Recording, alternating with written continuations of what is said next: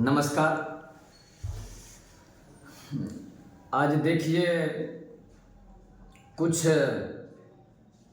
Social media और सामाजिक बातों को लेकर के कुछ बात मेरे मन में आया, उसी बातों को मन हुआ कि बताना चाहिए। तो दरअसल बात मन में ये था कि आज गांव और समाज में आप देख रहे होंगे समस्या दिन प्रतिदिन काफी बढ़ते जा रहा है और ये जो व्यवस्था है, जिस व्यवस्था को सरकार और सरकार के सारे नेता मिलकर के चला रहे हैं, देख रहे होंगे उनके पास क्या सुख सुविधा है और बाद बाकी लोग आज समाज में रोजगार के लिए दर दर भटक रहा है और रोजगार नहीं मिलने के कारण आज घर घर में समस्या है, घर घर में झगड़ा है और झगड़ा का असली समस्या रोजगार है। जिस घर में अच्छा पैसा आता है, सभी व्यक्ति को रोजगार मिल चुका है, उस घर में पूरा खुशहाल है, सभी घर के सभी सदस्य से काफी मेल जोल है। लेकिन जिस घर में बेरोजगार लोग बैठा हुआ है, घर घर में झेल है, घर घर के लोगों को अच्छा नहीं लगता है, बड़ा दुख होता है और दिन प्रतिदिन आप देख रहे हैं कि घटना अलग अलग तरह के घट रहा है। कुछ दिन पहले जाति थोड़ा सा दबा हुआ था, जाति को लेकर के लोग इतना उग्र नहीं होता था, लेकिन हाल ही में एक बिल आपको आया, यूजीसी बिल, और ये जब से आया है तब से लोग और अपने जाति को समझने लगा है और महत्व देने लगा है। कुछ चीज पहले छुपा हुआ था, लोग भीतर ही भीतर अपने जाति का सम्मान करते थे, लेकिन ये बिल ला करके ये पूरे और कुछ अलग टाइप के ही माहौल क्रिएट कर दिया गया है। पूरे देश में आप देख रहे हैं एक अलग प्रकार का ही माहौल है और हमारे समाज में क्रांतिकारी की कमी नहीं है। बहुतों ऐसा क्रांतिकारी है जो अपना जान कुर्बान करने के लिए तैयार है, लेकिन शासन प्रशासन सरकार में बैठे लोग इस क्रांतिकारी लोगों को इतना तबाह कर देते हैं, इतना परेशान कर देते हैं कि अंतिम में वह क्रांतिकारी लोग हिम्मत को हार करके और वह भी सत्ता पक्ष के लोगों के साथ बहना शुरू कर देते हैं, गलत का विरोध करना छोड़ देते हैं।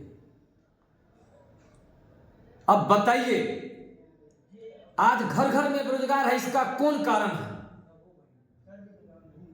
जब सभी आदमी पढ़ लिख रहा है और अच्छा रिजल्ट दे रहा है,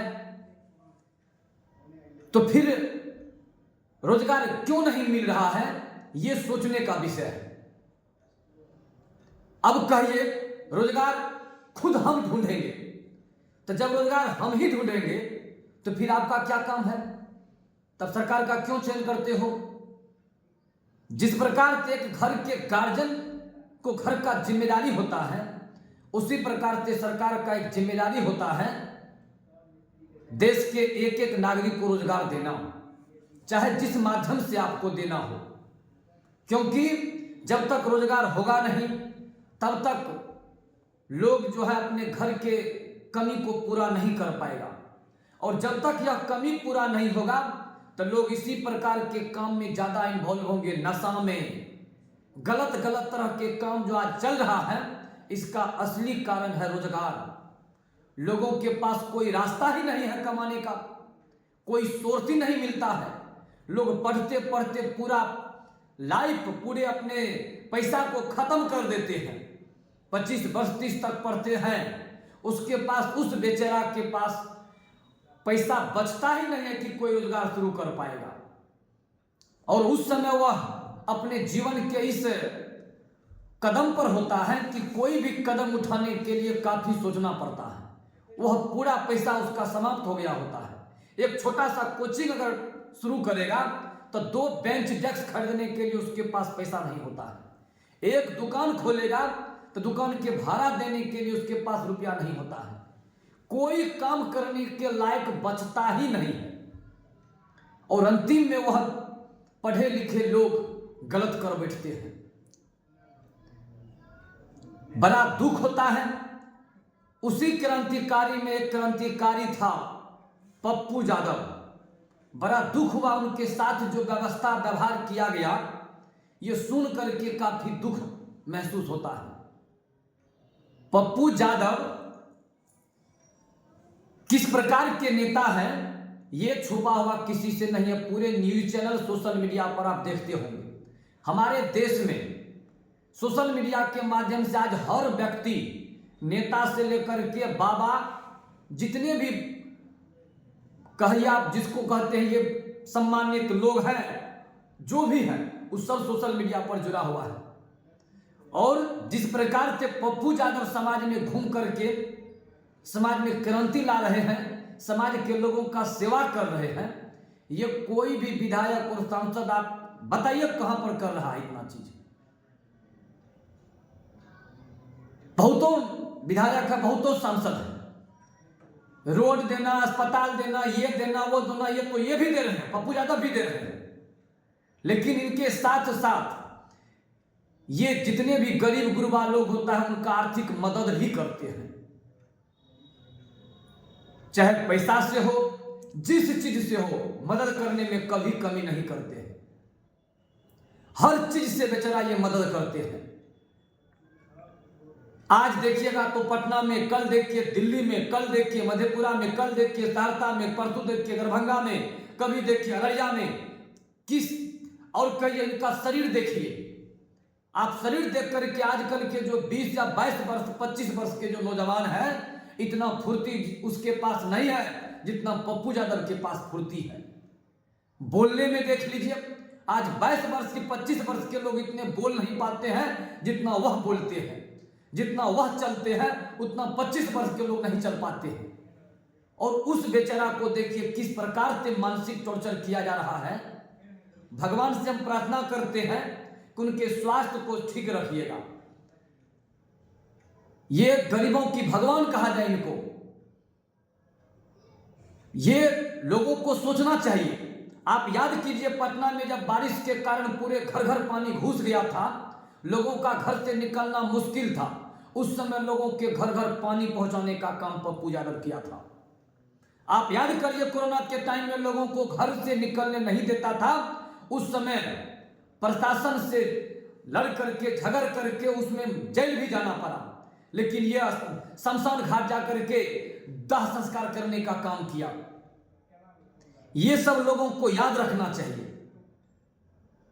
आप बताइए कोई विधायक और सांसद का इतना, एक बार इसी प्रकार से आप देख लीजिए, एक कोई एम्बुलेंस को लेकर के मामला उठाए, उसमें इसको एक फिर मुकदमा में इसको भीतर कर दिया 3 महीना 4 महीना।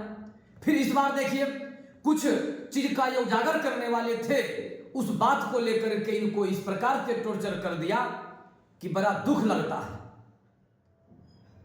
आज समाज के सभी लोगों को इस तरह के लोगों का साथ देना चाहिए। वह है तो समझ लीजिए लोगों का कुछ मदद हो रहा है।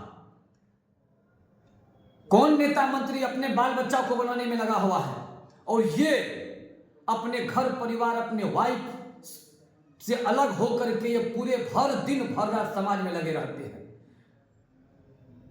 बहुत लोग को इसमें लगता है पप्पू यादव में दिक्कत इस बात से है कि ये जिस बिरादरी से आते हैं उस बिरादरी के लोग सोशल मीडिया पर पत्रकारिता के क्षेत्र में बहुत कम है, जिस कारण पप्पू यादव को सपोर्ट और समर्थन मिलता है लेकिन ज्यादा नहीं मिलता है।